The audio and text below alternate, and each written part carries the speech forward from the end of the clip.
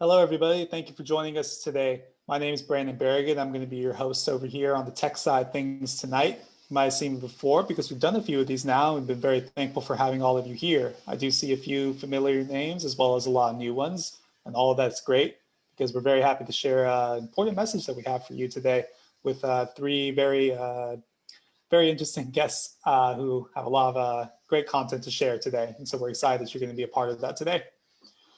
Now, there's a few things that I'm just going to take care of really quickly. I don't think I need to explain too much Zoom stuff to anybody anymore these days. We honestly don't. You've been doing this for so long, and there's so much that you've already learned and everything. I'm seeing a few things in the chat right now about not being able to see some stuff. I'm going to get you sorted out just a moment as soon as I get this over with. But what I want you to all be able to do today is have the best chance to be able to be engaged with the presenters. And so one of the best ways you can do that is by asking all your questions. We welcome as many questions as you would like, whenever you would like. And you're able to do so by, if you're watching on a desktop, hovering over with your mouse or trackpad and hitting that Q&A tab that's on the bottom of your toolbar. If you're watching on your phone, then you can do so by the same by just clicking on your screen, and it should be appearing on the right-hand side of your screen. Now, just so that I know that you know how that Q&A button works, go ahead, click on the Q&A button, and go ahead, instead of typing a question right now, why don't you tell us where you're watching from today? We'd love to see where that's coming from. Now, the Q&A is not to be, well, you all go ahead and do that. The Q&A is not to be mistaken with the chat. The chat is there for you to not ask your questions and not do this quick activity, but it's there for you to say your comments and say things that you are enjoying, as well as anything that you would like to have known, because everyone else can see that as well. But we really like to make sure that your questions are in the Q&A, so this way we can get them going, because if you have one that's really important, we only will be able to see it inside the Q&A. At least our host will be able to see that. Now, for everybody who is actually watching on Facebook Live, you are just as loud, and we are keeping an eye over there. And so you can leave all your questions inside the comments, and we'll try to make sure that the panelists are able to get those questions as well. Now, on the note of Facebook Live as well, many of you, probably the biggest question you have right now, is this being recorded? This is in fact being recorded thanks to Facebook Live. All of these get recorded and they're posted there immediately afterwards, so you can watch them again and share them with your friends, and you do not need a Facebook account to view it. You can just use the same link that's there, which will be making its way over to the Living New Deal website shortly after this presentation ends. That pretty much sums it up for most of the things that come with Zoom. Like I said, you all know most of the things that you need to know these days. And the only last thing that I'll say is, in case of a crazy reason, which I don't expect at all, if this call were to drop off, we hope that you'd use that same link you did to get over here to get back on, and hopefully we'll have the show running for you.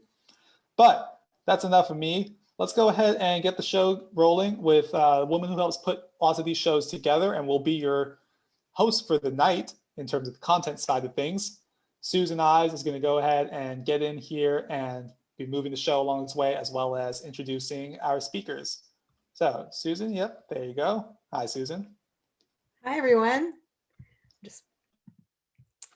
Welcome to tonight's panel discussion, Reigniting the Spirit of the Federal Writers Project. As Brendan said, I'm Susan Ives, and your host tonight is the Living New Deal. The Living New Deal is a nonprofit organization founded in 2011 to document, preserve, and revive the New Deal's legacy. It's a premier source of history, images, and commentary about the New Deal and the spirit of government that inspired it. In planning tonight's presentation, I contacted 3 individuals recognized as among the most knowledgeable and passionate about the Federal Writers Project. Not surprisingly, all three are writers. Happily, all three accepted my invitation. So I'm pleased that talking to us tonight will be Susan Demasi, Fern Nessen, and David Kippen, and I'll be introducing each of them to you before they speak.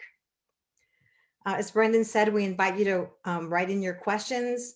There's more than 200 people that have registered for tonight's discussion, so we'll be taking as many of your questions as we can after the presentations, and we'll be signing off at 6:15.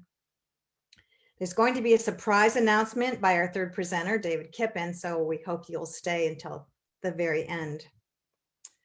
As Brendan said, the webinar will be available on the Living New Deal's Facebook page and on our website, livingnewdeal.org. We're happy that you're here. We appreciate your support. If you'd like to hear from us about future webinars and other events and receive updates from the Living New Deal, please input your email address in the Q&A and we'll be in touch. So now I'd like to welcome our first presenter, Susan Demasi. Sue lives in Long Island, New York. She's a National Associate of the Living New Deal, a former librarian, a crack researcher, and a freelance writer. Sue is the author of the definitive biography of Henry Allsberg, the driving force of the New Deal Federal Writers Project. She'll be telling us about Allsberg and the life and death of both Allsberg and the Federal Writers Project. And it's quite a story. Thank you, Sue. Thank you. Thanks for having me. I'm always happy to talk about the Federal Writers Project and about Henry Allsberg, who led this really extraordinary adventure as its director for 4 years. When I serendipitously stumbled upon the Writers Project, which I think a lot of us serendipitously stumbled upon it, I became enthralled, and partially by its very existence and partially by what it accomplished in such a short time. And we can put up my slides. Henry Allsberg was called the guiding light of the Federal Writers Project, and for good reason.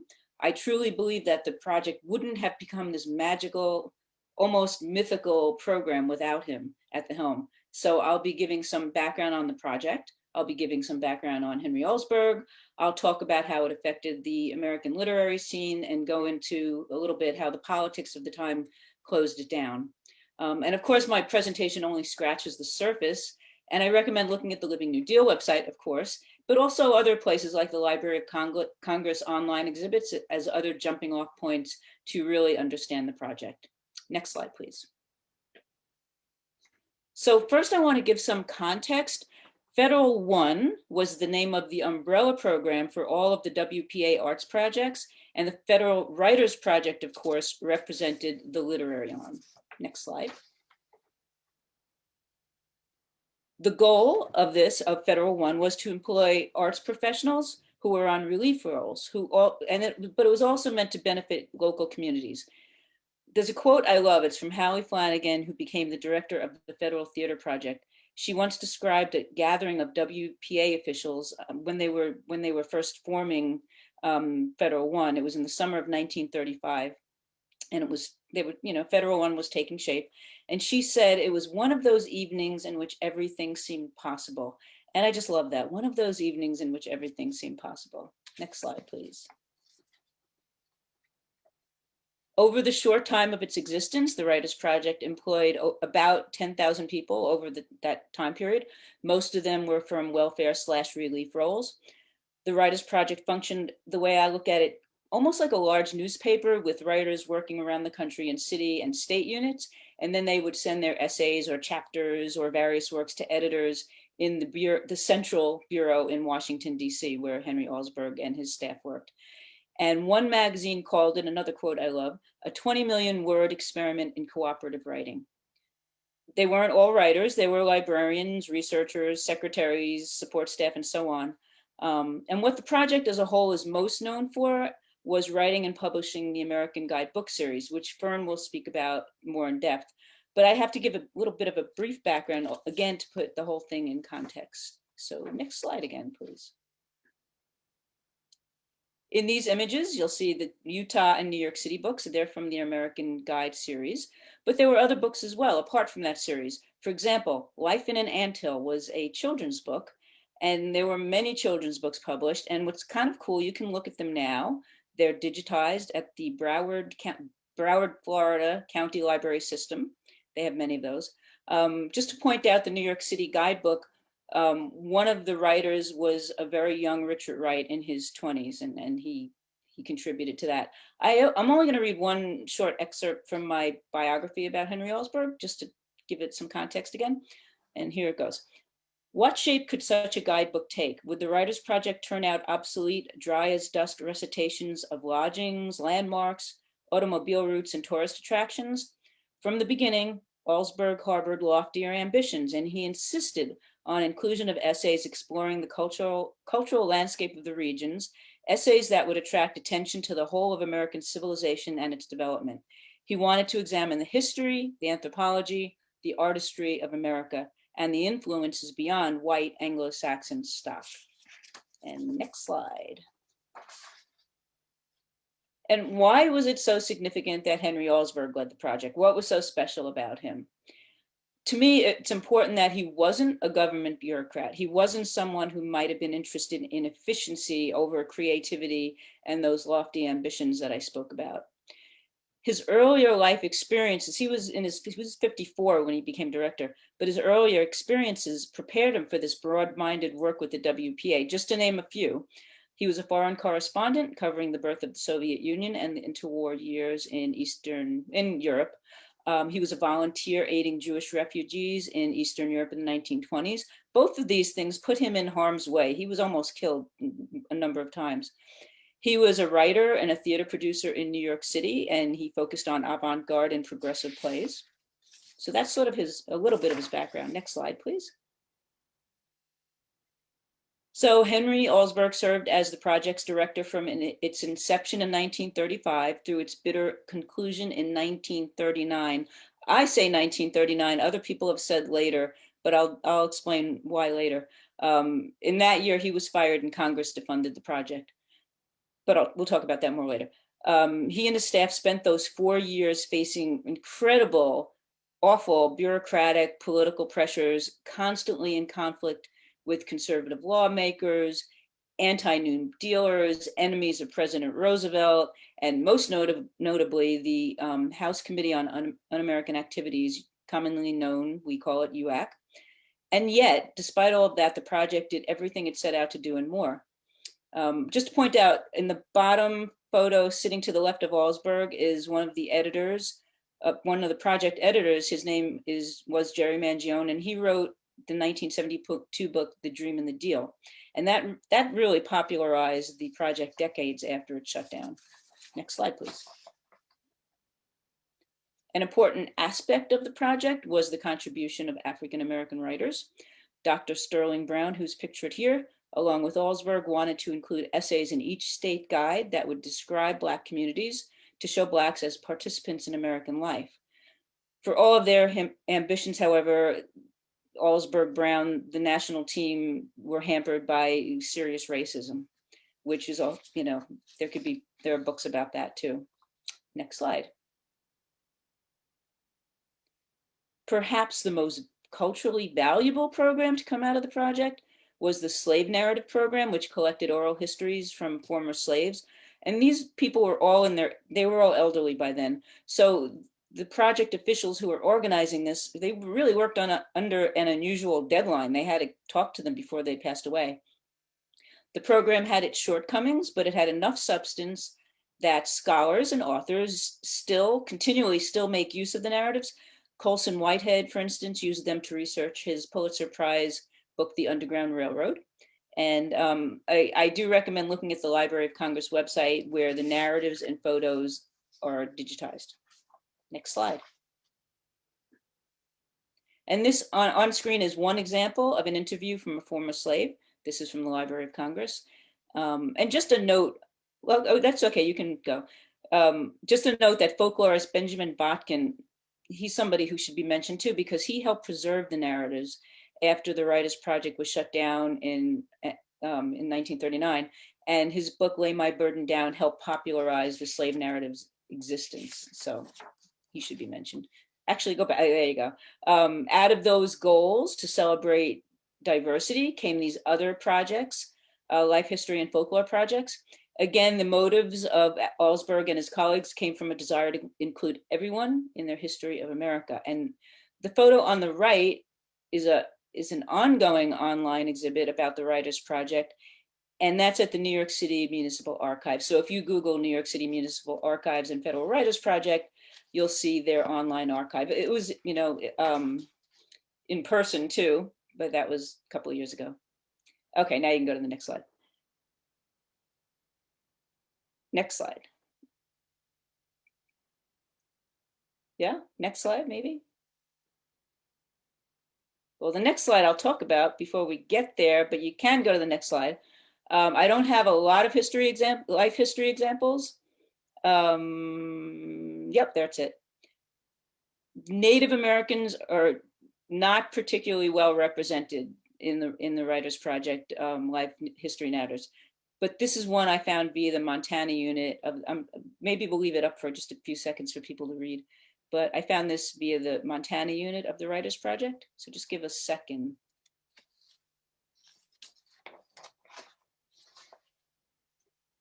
Okay, we can move on. During the lean years of the Great Depression, the project helped support established writers and helped launch the career of other writers. And it's on the screen there, you'll see some examples. Among the accolades eventually bestowed on former Writers Project authors were the Guggenheim Fellowships, National Book Awards, O. Henry Awards, Pulitzers, and a Nobel Prize. And next slide. Ralph Ellison worked in the New York City unit of the Federal Writers Project. He was also in his 20s, very young. And this is a copy of a typewritten interview, which is digitized at the Library of Congress, which is kind of cool. And he used that, as the slide says, for his book in Invisible Man. Next slide. So the American Guide series was somewhat utilitarian. It helped justify the Writers Project existence to critics of the WPA, and there were many. But Henry Allsberg also wanted to provide creative opportunities for his writers. He proposed a permanent government-sponsored creative writing magazine, didn't come to fruition, but working with Viking Press, a book titled American Stuff, which you'll see the cover on the screen, featuring the creative work of 50 project writers, came out in 1937. And it's important to know that this was their off-time work. This was when they punched out of their WPA workday. And it's also important to note that no government funds were used to publish these books, any of them. They paid the writers because that's what that was about, but they did not pay to publish these books or any of the Writers Project books. Of all of the writers who were published in this book, American Stuff, reviewers particularly praised Richard Wright and his autobiographical essay, The Ethics of Living Jim Crow. And it's important to know this because later on during congressional hearings, when they were trying to kill the project, which they succeeded, that same essay that critics loved was disparaged by the committee chair, Martin Dies. He was the chair of the UAC committee. He called Richard Wright's essay, quote, the most filthy thing I've ever seen. Next slide. So speaking of Richard Wright, he was one of the few writers allowed to work on creative pieces during his normal WPA work hours. He won a Guggenheim Fellowship in 1939 and left the project. So despite, there were positive reviews, go back, okay. Despite all of these positive reviews from book critics, support from academic institutions, support from publishers because they were able to hire people to publish these books. So it helped the economy. Important cultural work done, the success of the books in the marketplace, they were bestsellers. The Writers Project came under attack, and it was almost from the moment of its inception. For instance, the example here is the Massachusetts Guidebook, came out in 1937. And first everybody was like, yay, this is great. And then people called for censorship and book burnings after some people, conservatives, condemned the book, partially because they thought it included too much about the Sacco-Vanzetti case. And, you know, it had 9 lines for the Boston Tea Party and 41 for the Sacco-Vanzetti case. And to me, the weird thing is like somebody counted. Next slide. There we go. This is Martin Dyes, chair of the UAC committee of the 1930s. This was the first UAC. It was much like Joseph McCarthy's UAC of the 1950s. Early on, it sights on the New Deal with the Federal Theater Project and the Federal Writers Project as its primary targets. And both groups were accused of promoting communism, among other bad things. Next slide. Those who were accused of both specific and vague charges, people like Henry Allsberg and his writers, they could not examine evidence against them. They could not present their own witnesses at the hearings, the UAC hearings. They could not cross-examine accusers. And this was, you could see the newspaper clippings, big news at the time. Next slide. UAC did not act alone. The House Appropriations Subcommittee took aim to cut the arts project's financial resources. Allsberg submitted a 25-page legal brief refuting each charge brought against the project, but the final UAC report did not include that brief. It did not include any of the many accolades received by the Writers Project into its official record. And just for some karma, many of the UAC members and their witnesses later were shown to have lied under oath during the UAC hearings and even arrested later for various offenses. Next slide. So throughout the investigations, which lasted about 2 years, the project continued publishing its books. And ironically, even as public approval of the Dyes committees went up, so did book sales. It's fine, that's good. And that's the World's Fair, obviously. Okay, next slide. Henry Allsberg himself came under attack. You can see this image of a death threat that was sent to him at his office at the Writers Project. There's also evidence that points to him being fired partially because he was gay. So conservatives and other extremists linked communism to homosexuals and to Jews in their attacks. And Henry Allsberg represented a threat on both counts. Next slide, please. So after fighting off intolerant and conservative lawmakers in Congress, Henry Allsberg was fired at the end of the summer of 1939. Soon after, federal funding to the Federal Writers Project was cut, and it morphed into the very greatly pared down state-sponsored writers program. So some of the work that was begun by the Writers Project was continued, but at a much smaller scale until it finally closed in 1942. But the prediction made by Walter White was borne out. You could see what he said, that the material will loom larger and larger in importance, and it has. Next slide. Appreciation for the project came during its lifetime and after, and continues. It came via commercial success with bestsellers and multiple printings and literary acclaim and all sorts of awards, more than is on this slide. And next slide, last slide.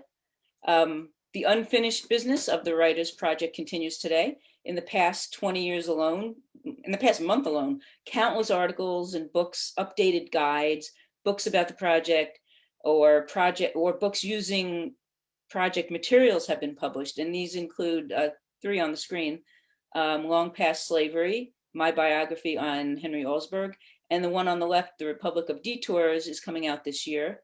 And another book, Rewriting America, New Essays on the Federal Writers Project, which I don't have the picture for that cover, is also coming out this year.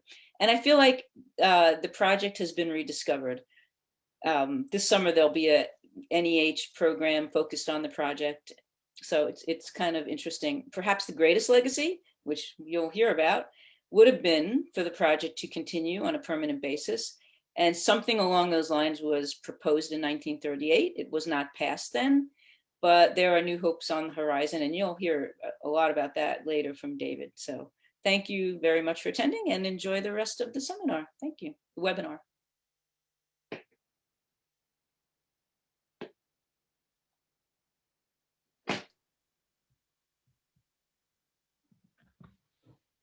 Thank you, Sue.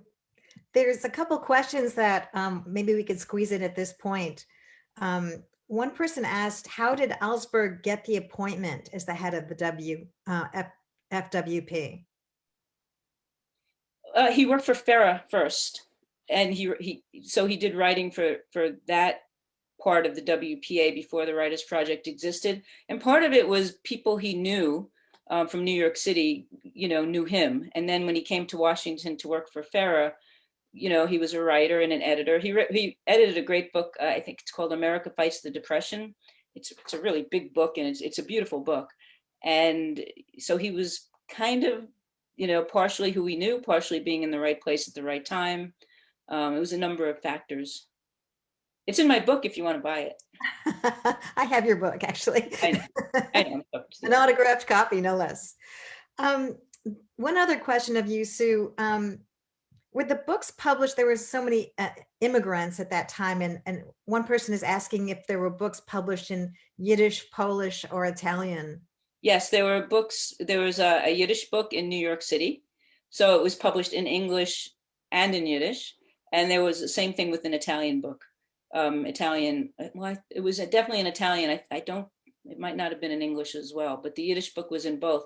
Interestingly, at the New York City Municipal Archives, where they have a lot of these materials, there was also supposed to be a book about, it was called the Spanish book. And when I saw it, it was on microfilm. I'm not sure if they've digitized it yet, but it would have been another book. And so there are all sorts of materials out there that weren't used because they closed down. I mean, they had all sorts of plans to do more, to publish many more books. So these materials, and people are using them and publishing books, but it was called the Spanish book, and it was Spanish speaking people from Mexico and other places. So I read some of the interviews, but I've never seen a book. So if, that might be something somebody can do. Thank you so much. That was really informative. Great presentation. Thank you. Thanks for having me. Our next speaker is Fern Nessen. Fern lives in Cambridge, Massachusetts. She's an attorney and a fine arts photographer, and also a National Associate of the Living New Deal. She's an avid collector of American guides, and she's currently working on a combined history and photography book on the WPA American Guide series. Fern chronicles her travels in her column, Travels with the WPA State Guides, and that's featured on the Living New Deal website. Welcome, Fern. Thank you very much. Let me put up my slides.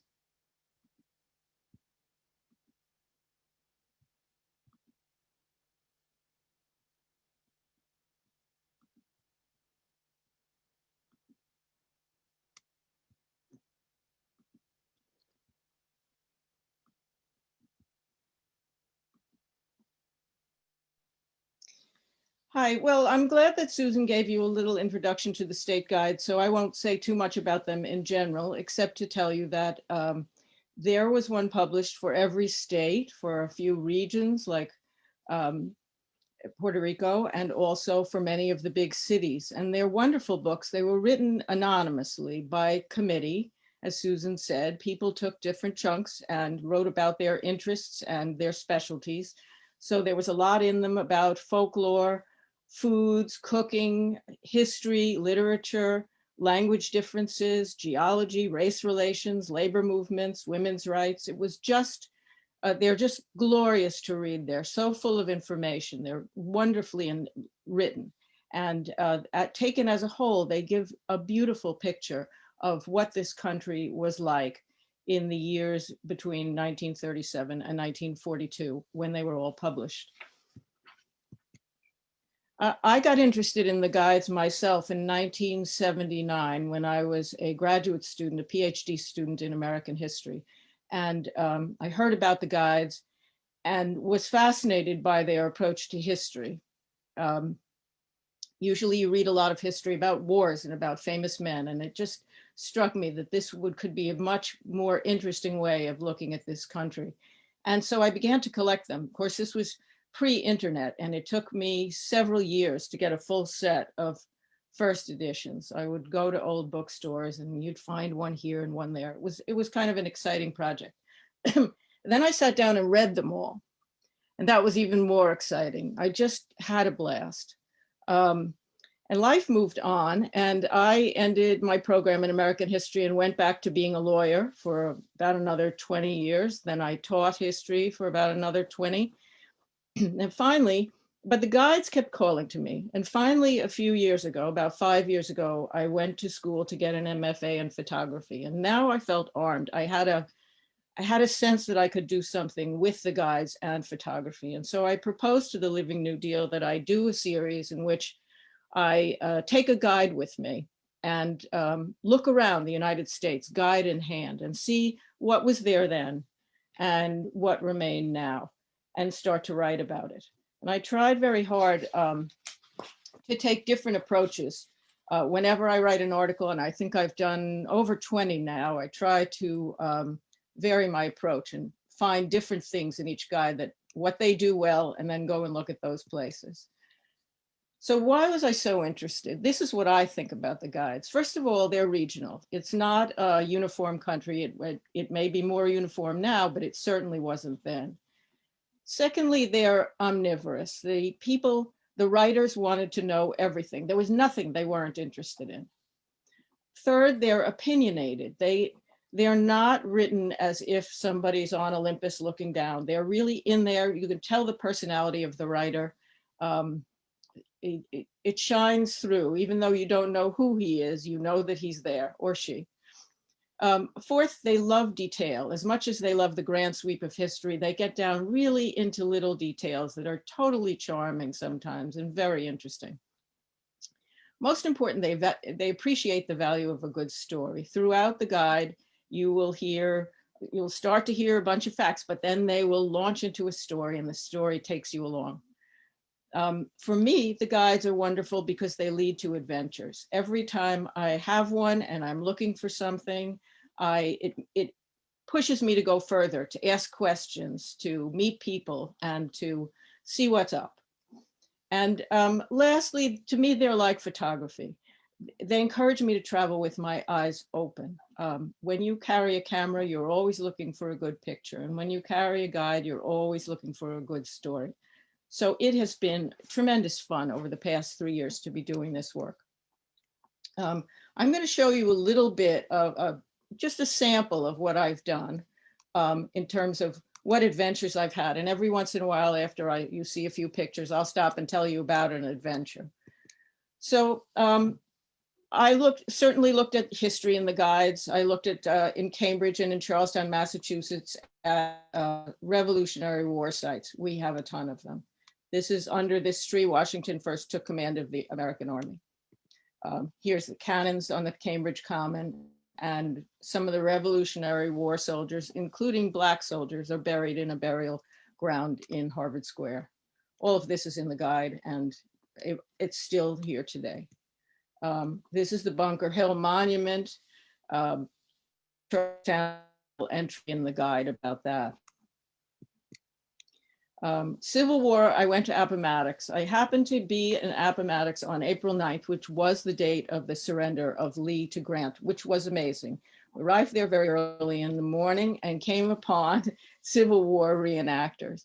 The man in the picture on the left, the one with the mustache, not the beard, was standing there. So I went up and I held out my hand and said, "Hello, my name is," and he said, "My name is Joshua Chamberlain," which just made me so happy. Joshua Chamberlain was one of the heroes, the Northern heroes of Little Round Top in Gettysburg. And he then explained to me that not only was he playing Joshua Chamberlain, but he felt he was Joshua Chamberlain because in fact, Joshua Chamberlain was his great, great, great grandfather. So then he took me around and he introduced me to all the other soldiers, and then they went off to fight a battle. You see here on the right, these are the Confederate soldiers marching to the last battle, which was a small skirmish before Lee surrendered to Grant. It was a very exciting day and wonderful to see it actually come to life. Next, I looked at cities and towns. What cities look exactly the same as they were and what looks different now. So I spent some time in Maine. And I went to Friendship, Maine, which is a little port, lobster fishing port. And look, I'm sure matched the description entirely with what's in the guide. The same with Wiscasset, Maine. It's almost like a museum. The guide loved Wiscasset because the architecture is great and it looks the same today.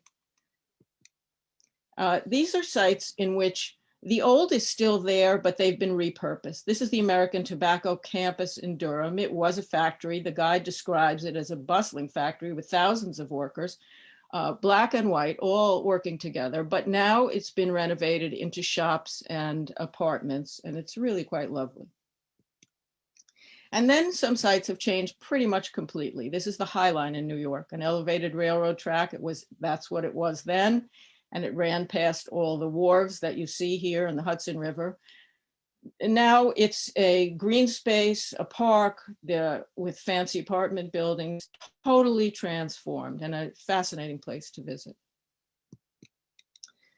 Then I went to Coney Island in the dead of winter. And the reason I went there was that the guide drew me there. And I'll tell you why. I want to read something to you from the guide in New York, just so you see how these people could write. Summer crowds are the essence of Coney Island. From early morning, when the first throngs pour from the Stillwell Avenue subway terminal, humanity flows over Coney, seeking relief from the heat of the city. People of every nationality, boys and girls, mothers with squirming children, fathers with bundles, push and collide as they rush, laughing, scolding, sweating, for a spot on the sand. From the boardwalk, the whole beach may be viewed. Bathers splash and shout in the turgid waters close to the shore. On the sand, children dig, young men engage in gymnastics, and couples lie amorously intertwined. A moving throng covers the boardwalk from the outer rail to the food and amusement booths. The air is heavy with mixed odors of frying frankfurters, popcorn, ice cream, cotton candy, and corn on the cob. Skee ball, ping pong, Beano are played and watched by hundreds. Enormous paintings in primitive colors advertise the freak shows, shooting galleries, and waxworks. Riders are whirled, jolted, battered, tossed upside down by the cyclone, the thunderbolt, the Miles Sky Chaser, the Lupo plane, the whip, the flying turns, the Dodgem Speedway, and the shoot the chutes and the Comet. Above the cacophony, carousel organs pound out last year's tunes, and roller coasters slam down their terrific inclines. In honky-tonks, dancers romp and shuffle to the endless blare of jazz bands.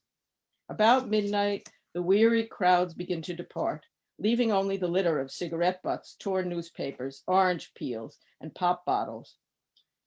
The last concessionaire counts his receipts, puts up his shutters, and only the amiable roar of the forgotten sea is heard. Coney Island, you see, looks just as they say. There's the Thunderbolt. And Nathan's, of course. This is a town which is completely transformed. Seabrook, New Hampshire was a tiny little port, just like Friendship, Maine, but now it's a nuclear plant. And this is one of my adventures. I went there on a Sunday morning. I wanted to see what it looked like with a beach destroyed and a nuclear plant plopped right on it. And there was no one there. And there was a gatehouse, but there was no one in it. So I went in. And I walked all the way up to the front door of the nuclear plant and wandered around and took photos and read the signs saying how dangerous it was and it didn't explode. So then I left. But it was astonishing to me that this nuclear plant is completely unguarded and anybody can walk up there and just hang out as I did.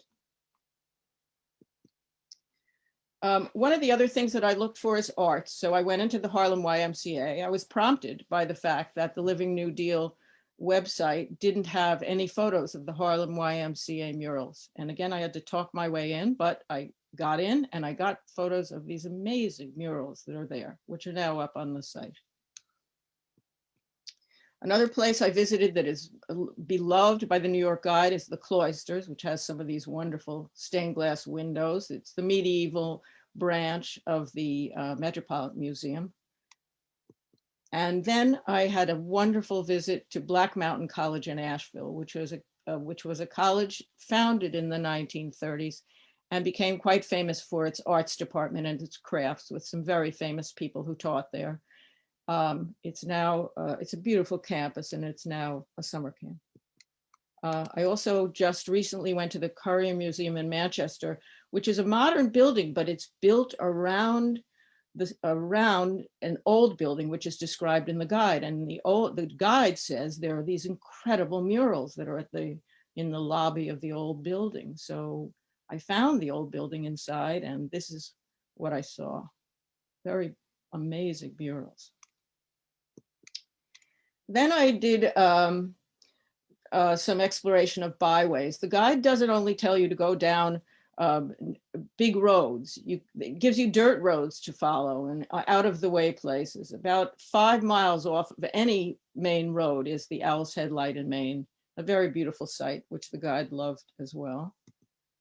I went to all of the Shaker villages in New England, which are all look exactly as they did back then, except for one which still has 2 or 3 Shakers alive, and they were closed because of COVID. They didn't want the 90-year-olds to be exposed to anything. But the rest were open, are still open. And finally, I followed a dirt road, which the guide led me to. The guide told a story about an historic Black church in Yadkinville, North Carolina, which you had to, the only directions they gave were dirt roads, turn right at a stop sign next to a yellow house, but I did find it. And the reason I was interested in it was it said that the pastor named Bradshaw had a pet rooster, which he used to bring to services, named the Apostle Paul. And that when Paul died, he was buried next to Bradshaw in his graveyard plot next to the church. So I wanted to see this very much. And I went there and I found Bradshaw's grave and the church, but I couldn't find Paul. And finally, I met 2 very old men, and I said, did you ever hear about the Rooster Paul? And they said, when we were kids, our parents used to tell us about the Rooster Paul, and they led me to his grave, which is this little wooden cross here. I also did some natural environment places that the guide loves and I loves. I went to Muir Woods. That was unbelievably great. And Walden Pond. At Walden Pond, you see on the bottom left, there are rock cairns. It's become a tradition there. They've recently found the site of Thoreau's cabin, and people come and place rock cairns in honor of Thoreau. Lovely site. This is Route 1 Maine, again, very unspoiled. I did an exploration of food and cooking. Some I bought, some I made. So in the main guide, they were very big on lobster rolls and oysters and fish chowder and clam cakes. And they made a fuss about the fact that in Maine, clam chowder has no onions and no potatoes. So I went into an old Maine diner and I said, fish chowder, please. And it came and I searched and there were no onions, no potatoes. The recipes haven't changed. And in Durham, in North Carolina, where my daughter lives, I was reading the North Carolina guide, and it has a whole, probably 20 pages on foods of North Carolina and how much they love and what kind of foods they love. So I said, let's cook them all. So we did. We made fried chicken, corn pudding, greens. We went on and on. It was really a feast. Finally, I tried to look at some sites of social injustice. The Caswell Courthouse was, in the guide, described as a place in which the first appearance of the Ku Klux Klan in North Carolina, right after the Civil War. Apparently, a few Black people were elected to the legislature, one of them being Senator J.W. Stevens. He was Black.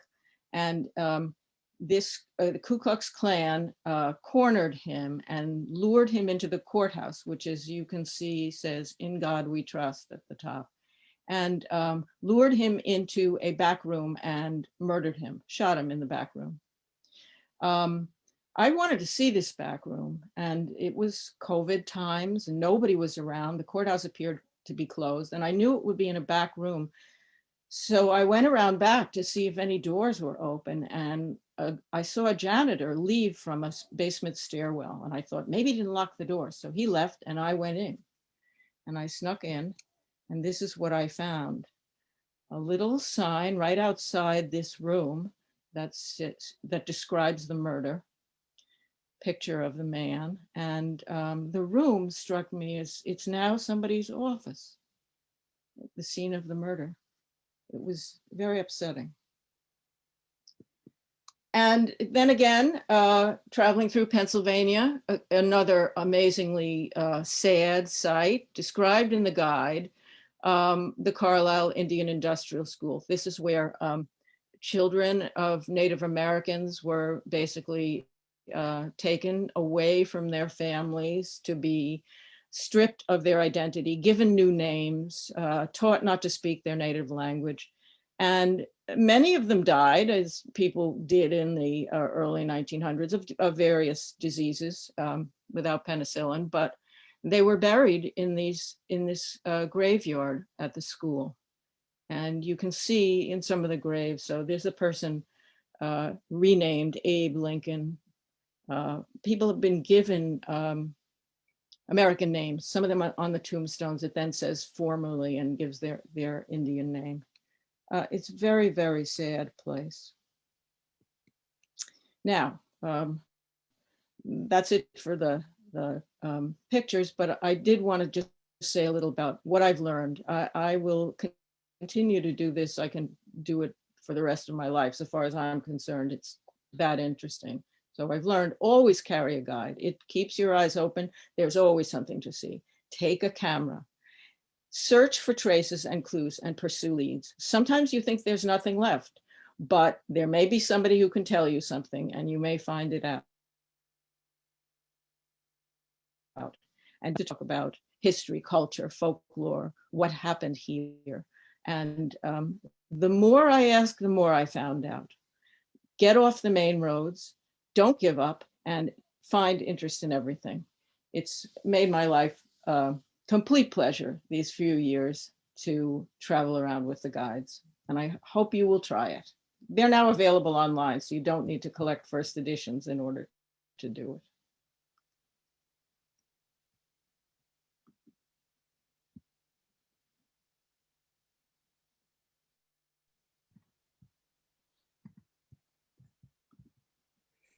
Thanks, Fern. That was a whirlwind trip. I did have one question I wanted to ask you. How many guides are there? Oh, well, I haven't counted exactly. There's one for every state of the 48 states. And then there are little ones, Route 1 all the way, and there are regional guides and there are city guides. So lots, I would say.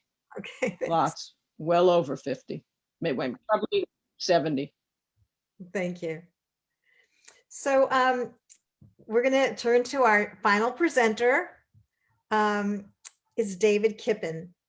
And David lives in Southern California. He's an author, a critic, a broadcaster, an arts administrator, a full-time UCLA writing faculty member, and a nonprofit bilingual lending librarian at Libros Schmibros in Boyle Heights, a predominantly Latinx neighborhood of Los Angeles. David is the former literature director of the National Endowment for the Arts and the former book editor of the San Francisco Chronicle. David wrote the introductions to 3 WPA guides in California that were reissued by the UC Press. He frequently writes, speaks, cajoles, nudges, complains, and advocates for reigniting the spirit of the Federal Writers Project. And he'll tell you about that work now. Hi, David.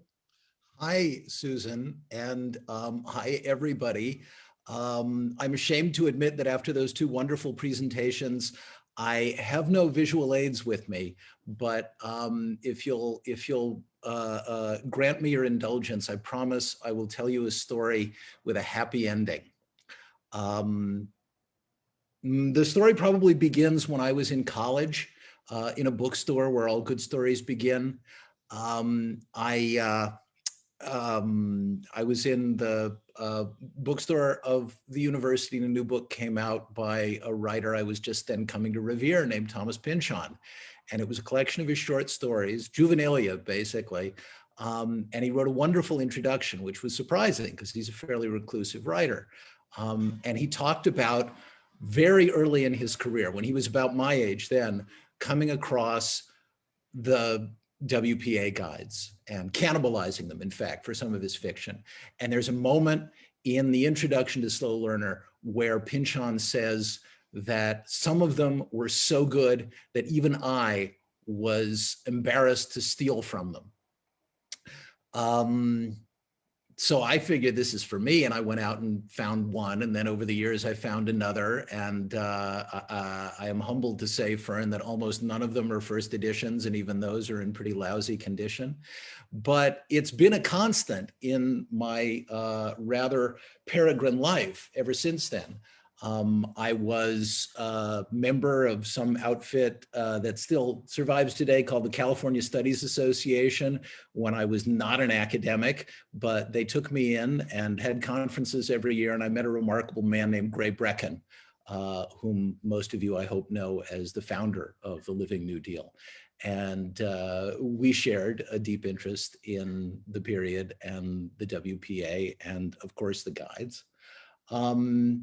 I eventually became a Bay Area denizen myself as book critic for the San Francisco Chronicle, in which I was not able easily to review a lot of WPA guides, but found whatever opportunities I could to sneak a little WPA lore in around the edges. I was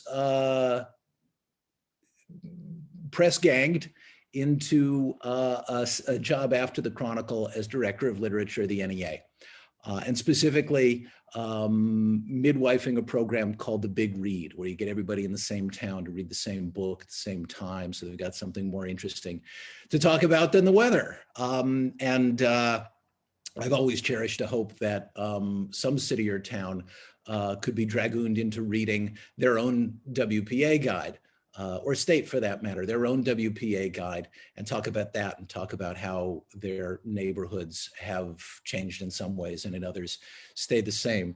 If anybody wants to try that, by all means, you can count on me for an ally in harassing your local mayor or librarian or anybody else in power. I was mercifully tasked not with staying in DC the whole time, but with gallivanting around the country, dropping in on these big reads, and barnstorming for American literature. And this entailed carrying a WPA guide for whatever the region was in whatever rental car's glove compartment every time, and it never let me down. Washington ended for me. I came back home to Southern California, which I'd been missing like a kidney anyway. And I founded a nonprofit lending library called Libros Schmibros in what used to be a very Jewish neighborhood when some of my family was there, is now a very, very Mexican-American neighborhood. And I encourage you all to pay a visit. I won't belabor it right now because sometimes I start and have trouble stopping. But for the last 11 years, I and several what began as volunteers and now mercifully are created jobs in Boyle Heights. These people help me put books into people's hands all week long. And that's been one of the joys of my life. I've also all along, though, kept up a career as a journalist, most often a book journalist. And that's where the story gets either interesting or more interesting, depending on how this is going so far. Last spring, just as the pandemic was getting especially nasty, and a couple of my friends were dying, I got an idea. And like all the best ideas, it wasn't an original idea. The Big Read wasn't an original idea. We basically, stole it from Seattle and Chicago and other towns that had made these one city, one programs work and took it national. Well, I looked around and I saw not just the pandemic, but a really divided country. And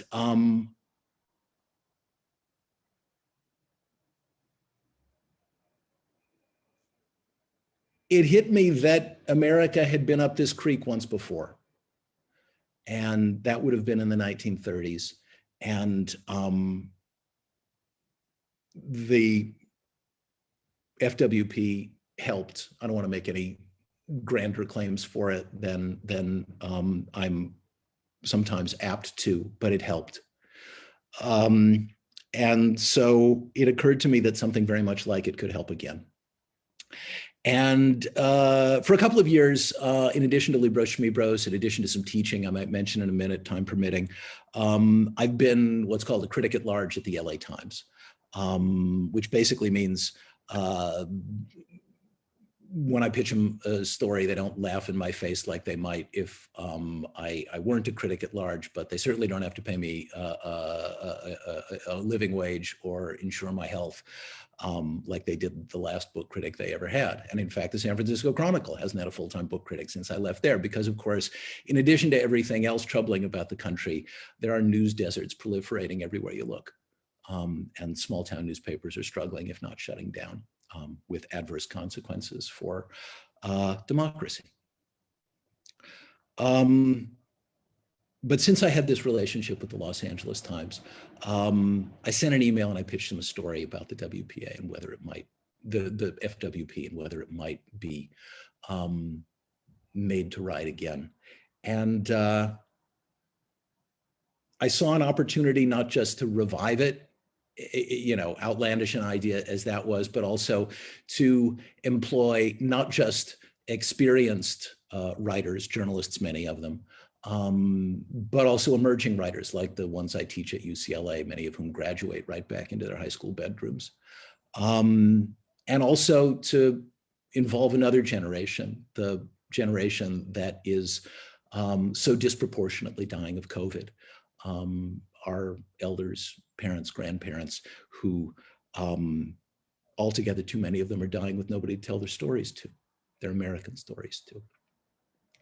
And also, last but not least, I remembered that the FWP, the American Guides, were notorious and sometimes infuriating to the writers that we love, that we heard about from Susan, for their insistence, their rigorous insistence on facts and their legions of fact checkers. And it occurred to me that maybe now more than ever, the country could do with a few more checked facts. So I wrote this story for the Los Angeles Times. And I don't know, self-indulgently, maybe I'll reach the last couple of paragraphs.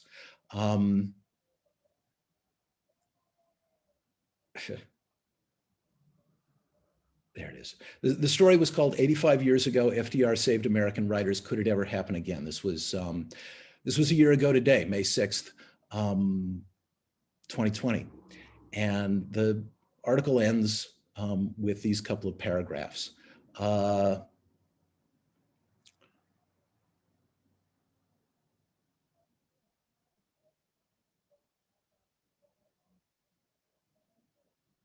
Nobody, not even a major philanthropist, because I'd spoken to Will Hearst's grandson at this point, wondering if he would be interested, and he was sympathetic. But I said, you know, there's help and there's help. Nobody, not even a major philanthropist, would attempt such an outlandish venture without partners, that is to say, restarting the FWP. But could a few individual and corporate foundations, coupled with some catalytic investment from a federal agency and a few thousand reporters, somehow cobble together a new kind of writers' project? Well, to put it gently, 2020 is not 1935. The notion that a consortium of individuals can coordinate on anything like the level that a strong, organized federal government can seems difficult to imagine. The sense of shared national endeavor that midwifed the Writers' Project feels like a relic from another millennium. In a country and a time as divided as this one, the Writers' Project threatens to sound like a bedtime story. But please, please, won't somebody tell it again? Well, a friend of mine sent this article with a little nudging from me to his congressman, a man named Ted Lieu, represents the South Bay here in Southern California. And Ted Lieu wrote back and copied his chief of staff and said, I think we ought to try this. And to make a long story, not nearly as long as it could be, more than 1,000 wheedling emails from me later, it started to look promising. And as I say, I teach at UCLA, and I started teaching a syllabus, a writing syllabus, all of whose curriculum basically comes straight out of the WPA guides and the wonderful works that the writers who worked anonymously on the guides wound up writing later. Most of them you've already heard about, but I work some pretty obscure contributors onto the syllabus too. And all this time I was hearing from Ted Lieu's office, as we were batting ideas back and forth, that they had a draft. It was with the House Office of the Legislative Council, which basically vets legislation to make sure it's legal. Last December the 22nd, after an interview with the Columbia Journalism Review, an article appeared for which I had arm twisted Lieu's office into mentioning what they were up to for. And so for the first time, Lieu's name was identified with this inchoate embryonic legislation. Well, then the election came around and Georgia came around. And all of a sudden, it looked like there might be, shall we say, a slightly more Rooseveltian administration in the offing. And then January 6th rolled around, and I was actually teaching when the Capitol was stormed. Out of the corner of my eye, seeing that, and for all I know, my students seeing it too, but feeling as if going ahead and teaching the Federal Writers Project was not the worst way to light a candle. And so we went ahead with that. I had a writing assignment about it. One of my students sent an email, as all my students do. That's how they turn in their in-class writing assignments, saying that America was a joke. And America may be a joke, but I'd like to think it's a good one. Sure enough, a couple of weeks ago, finally, the draft bill came back from the House Office of the Legislative Council. And Lieu's office shared it with me, invited me to mark it up. I made a few suggestions. Some they took, some may find their way in before long. We'll see.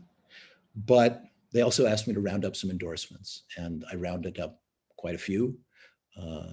Jill Lepore, the Harvard and New Yorker historian and magazine journalist, was one. The heads of Penn and the National Book Foundation. Oh God, there's like a dozen of them. And it's embarrassing because I look at it and I think, and I look out at this room virtually and know how many, at least thousands of people feel as warmly toward the inspiration of the Writers Project as I do. But it's all come together with the endorsements, with a press release, with an article today that was inspired when our old friends, the LA Times, saw the original in the Columbia Journalism Review and thought there might be a story. Well, that story called something like How a Wild Idea Became a Bill, ran in this morning's paper. I will paste it into the chat room right now, as I will also paste in the original article, and then I will paste in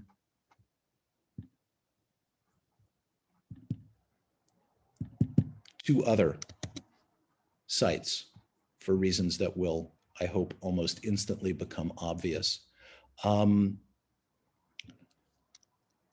The bill was introduced this morning by Congressman Ted Lieu.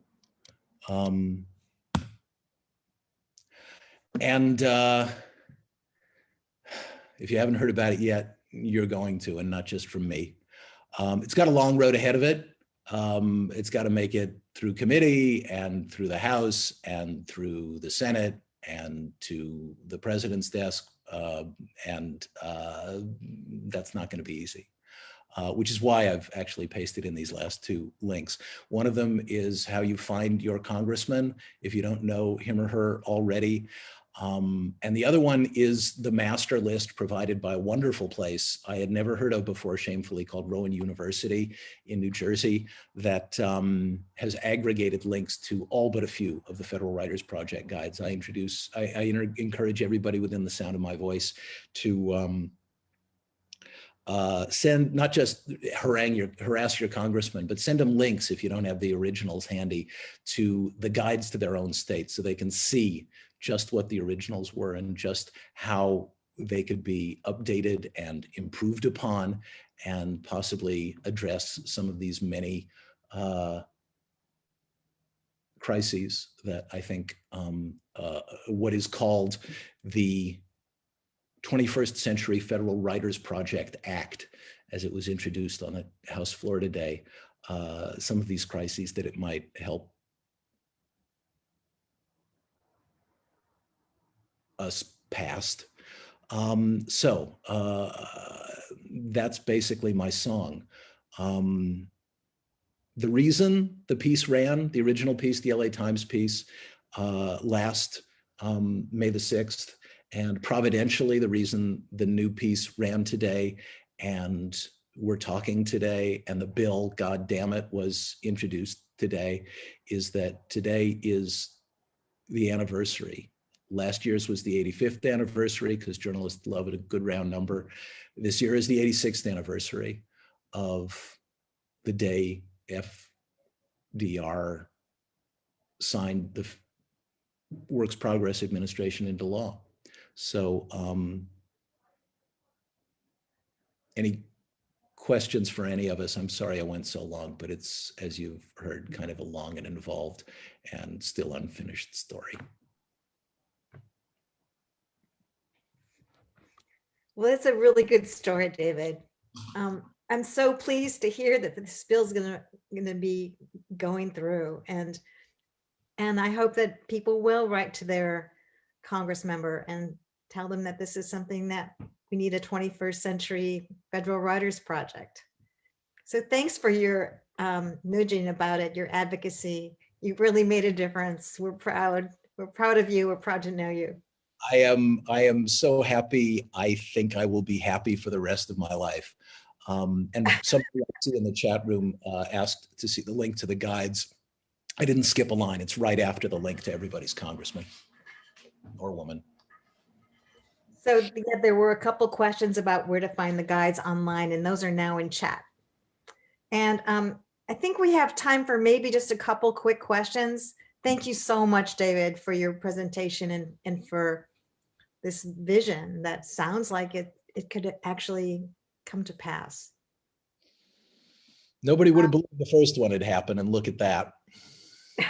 Yeah. Well, hopefully someone will have a happier ending. So a couple questions for our panelists. I think, let's see. One question, I think this would be one for maybe Susan. Someone said that they think their mom worked on a New York City guide, and they're wondering how they can find out. Yeah, I actually saw that one. I think the best bet would be to contact the New York City Municipal Archives, because they have a lot of the Writers Project materials. That might be one place to start. And another, which would be easier than the National Archives, because that's a complicated place. But those would be, I would start with the New York City Municipal Archives. And there are people there who, they're very helpful. They know about the Writers Project, so that that might be one place. I'll think about it more too, so I can try to come up with an answer. Okay, a starting point. David, you may know the answer to this one. Alan Lomax, was he part of the Federal Writers Project? Yes, but I think Sue probably knows more about this than I do. You want to take it, Sue? He was the first folklore editor. Before, I'd mentioned that guy, Benjamin Botkin. So Lomax was the first folklore editor, and he kind of, I guess, really started helped start. No, but they did it all together. He helped start the slave narrative program, but he didn't stay the entire time. and best known for the music, right? Yeah. I'm going to talk about that for a moment. I know less about that, but I know Pete Seeger's father, talking about music, worked for the Writers Project as well for a portion of time. Okay. So anyway, Lomax was there for the folklore part and helped started the slave narratives. Okay. Fern, someone asked a question that you might have some insight into. When you were going through the guide and you came upon information about race, and you kind of touched on this with the example in North Carolina, but were any of the descriptions about race relations or African Americans problematic in the American guides?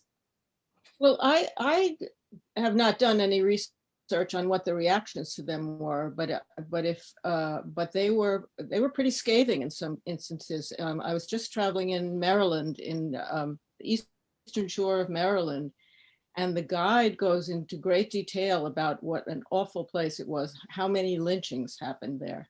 And this was where Harriet Tubman lived, and I was going to see her museum there. And they described the horrors of slavery there in a way that was just flat out. And you can imagine that would be I'm sure it ruffled some feathers. One of the things that I found that they did the best in the deep South states is they would just say with a very straight face statistics that would show you that racism was totally ingrained. For example, they would say in an education section, the per capita expenditure for a white student in Mississippi is, let's say, $12 a year. It was something very low. Per capita for Blacks, $1.34. And they would list the number of teachers in the schools, and it would be incredible disparity. And so there was a lot of argument made merely without even having to make the argument, just putting out facts. And I'm sure it had an effect. Motivating people. The Civil War, the NAACP was right on the heels of this. So. There was, I just have to say, there was overt racism in some of the guidebooks, like Mississippi. And then when critics were reading the books, they would praise some of the books, and then they would say, but oh my God, you wouldn't believe what they wrote, this horrible racist thing they wrote in, I think it was, a number of the Southern books. And the national office didn't always have control over what was published. They tried to do the editing, but sometimes things slip through that would be very embarrassing to read today. That if I, as a librarian, I would look at this book on my shelf and I'd say, I can't leave this up here. This is racist. So, there was a lot of overt racism right in the books. Thank you. And David, before I say goodbye to everyone, and you've given us a lot of homework, I've noticed in the chat. Sorry about that. So I'm going to have you give us your last word. Sure. First thing that comes to mind is obviously an idea like this needs all the friends it can get right up until the president's desk, when I hope to see him sign it into law with maybe Richard Wright's own pen. If anybody wants to email me, anybody with any questions, of course, anybody who knows more about the Writers Project than I do, which isn't hard, and maybe even some, personal reminiscences of it. I'm ravenous for as much lore as I can possibly lay hands on. My email address, I'll put it in the chat room. It's been kind of busy lately, so don't expect a super prompt response, but I feel such kindred spirit with all of you out there that I wouldn't mind hearing from you if you've got something of potentially of use. Beyond that,